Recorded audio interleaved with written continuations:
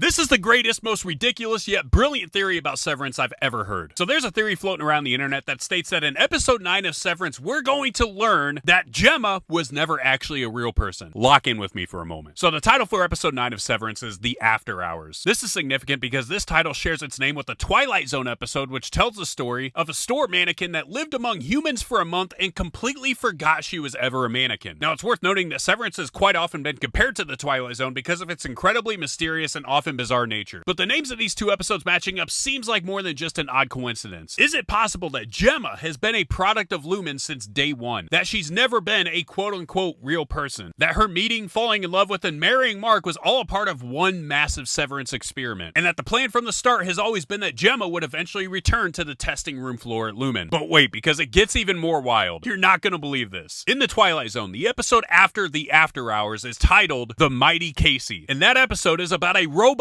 named Casey who gets an artificial heart implant and begins to experience human emotion. And of course we know that Gemma's severed floor name was Miss Casey. Never mind that Ortbo is also an anagram for robot. Like, this can't just be coincidence, right? And I think all this makes a ton of sense in light of episode 7 of Severance, because in that episode there were a lot of hints that Gemma had already been involved with Lumen while she was with Mark, whether she knew it or not. Specifically the fact that one of the doctors at the doctor's office was Dr. Maurer, and the fact that Gemma had the cards that we saw Dylan take from O&D. I'm curious to know what you guys think about this theory. Are there legs to this, or is it too far out there to be true? Either way, I think we're in for a wild ride these last two episodes.